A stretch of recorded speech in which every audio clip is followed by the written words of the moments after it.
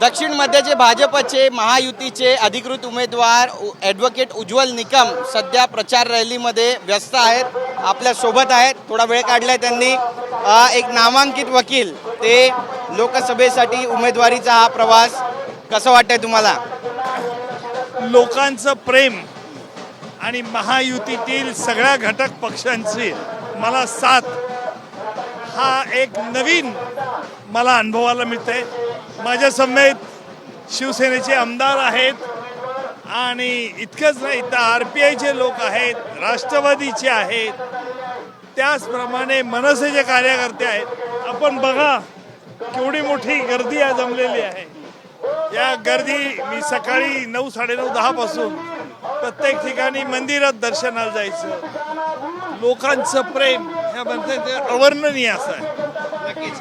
Court room discussion जास्त सोपं आहे की हा प्रचार जास्त सोपा वाटतो?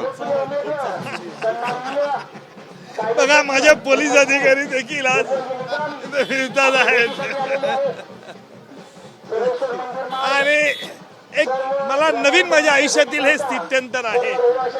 राजकारणात येऊ नये, राजकारणात वाईट आहे आणि अशी समजूत एक होती, भ्रामक समजूत. परंतु लोक माझ्याशी एवढं कनेक्ट होत आहेत कारण TV आणि वृत्तपत्राच्या माध्यमातून फार कमी लोकांना मी माहीत होतो मी कसा आहे.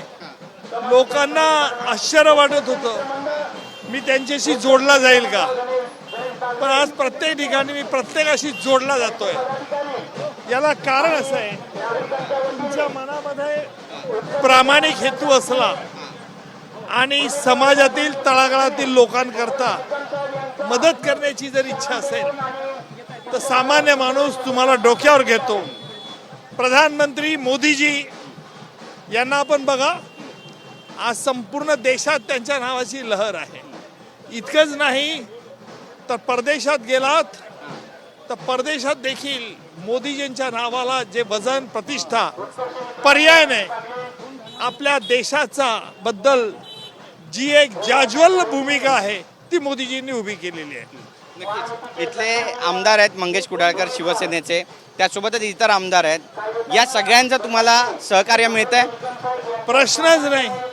माझ्या राजकीय प्रचाराची सुरुवात ही या विभागात 6 विधानसभा विभाग येतात आणि या 6 विधानसभाच्या ह्याच्यामध्ये प्रत्येक स्थानिक आमदार आमच्या घटक पक्षाचे असले ते किंवा त्याचप्रमाणे आम्हाला जे लोक आहेत ज्यांचे कार्यकर्ते आहेत, जिथे आमदार नाही आमच्या घटक पक्षाचा, ते सगळे कार्यकर्ते.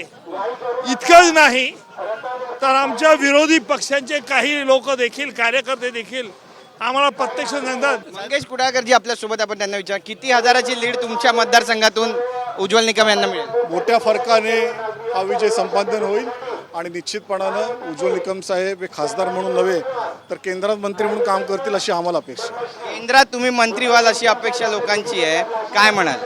नाही, हे आज काही त्यांची माझे स्नेही असल्यामुळे त्यांची सदिच्छा असेल, परंतु माझा पहिल्यांदाच येतोय आणि राजकारणात पहिल्यांदा आल्यानंतर जो माझ्या येण्याने जो विरोधी पक्षाचा तंबूमध्ये घबराट झाली आहे ही मात्र अनाकलनीय होती. नक्की. तुम्ही विरोधी पक्षाचा उल्लेख केला. विरोधी पक्ष नेते विजय वडेट्टीवार यांनी तुमच्यावर जे आरोप केले ते गंभीर स्वरूपाचे वाटतात का, आणि एक नरेटिव्ह सेट केलं जात आहे का तुमच्या विरोधामध्ये? कारण हेमंत करकरेंचा विषय असू द्या, कसाबचा विषय असू द्या, तुम्हीच देशद्रोही असं जे पोर्ट्रे करण्यात येतं, याला उत्तर तुम्ही कसं देणार? काँग्रेस पक्षाच्या एका जबाबदार नेत्याने, माझे मित्र आहेत ते, त्यांनी अशा रीतीने बेछूट आरोप करावेत, खरोखर मला आश्चर्याचा धक्का बसला. कारण असं आहे की आपण आपल्या हे आरोपामुळे पाकिस्तानला मदत करतायत अशी जनतेची समजूत पक्की होईल. साहेब तुम्ही लक्षात ठेवा. याला कारण असं आहे की 26/11च्या हल्ल्यामध्ये आमचे जे पोलीस अधिकारी, कामटे साहेब असतील, साळसकर साहेब असतील, करकरे साहेब असतील, जे शहीद झाले ते कसाब आणि त्याच्या साथीदारांच्या गोळीबारामध्ये सिद्ध झाले. हे न्यायालयात सिद्ध झालंय, कसाबने मान्य केलेलं आहे आपल्या कबुली जबाबामध्ये, तरी सुद्धा तुम्ही म्हणता की ह्या अधिकाऱ्यांना एका RSSच्या अधिकाऱ्याने मारलं आणि निकमानी बाप दडपून ठेवली. अरे कुठे बाप फेडाल तुम्ही? हे पाकिस्तान याचं किती भांडवल करेल कल्पना आहे का? कसाबने न्याय दंडाधिकाऱ्याकडे कबुली जबाब दिला होता, त्याच्यात देखील त्याने कबूल केलं होतं की मी जो कामा हॉस्पिटल समोर गोळीबार केला त्याच्यामध्ये एका जीपमध्ये 3 पोलीस अधिकारी होते जे करकरे कामडे, त्यांना आमच्या गोळीबारात आम्ही ठार केलं असं अजमल अमीर कसाब म्हणतो. आणि तुम्ही म्हणतात नाही. अरे मग इतके वर्ष का लपला बाबा? का तुम्ही पुरावे दाखल केले?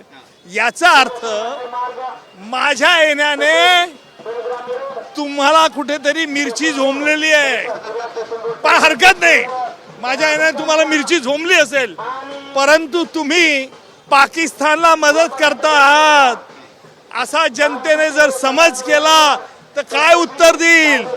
आणि मला खात्री आहे इस ईट का जवाब येणाऱ्या 20 मेला जनता मतदानाद्वारे पत्थर से देईल. फक्त या मतदारसंघात नाही, संपूर्ण देशामध्ये याचं उत्तर या लोकांना मिळेल.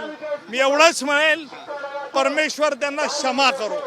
तुमचे मित्र आहेत, तुम्ही म्हटलं ते तुमचे मित्र आहेत, त्यांना काय सल्ला द्याल तुम्ही? नाही, माझ्या मित्राला काय सल्ला देऊ? माझ्या मित्राने अशा रीतीने बेछूट आरोप करावे, त्याच्यामुळे प्रभू क्षमा कर त्यांना. ते काय बोलतात हे त्यांना कळत नाहीये. मला भेटलंय तर मी सांगेल, देवाची प्रार्थना करा, प्रभू रामचंद्राची प्रार्थना करा. आपण जे मृत 166 लोक जे ठार झाले त्याबद्दल तुम्हाला दुःख नाही, पण कसाबच्या गोळीबाराने मेले नाही याचं दुःख तुम्हाला होतं का? कसाबच्या गोळीबाराने मेले नाहीत हे दुःख तुम्हाला होतं का? मग आता हे पुरावे तुम्ही न्यायालयात का आणले नाहीत?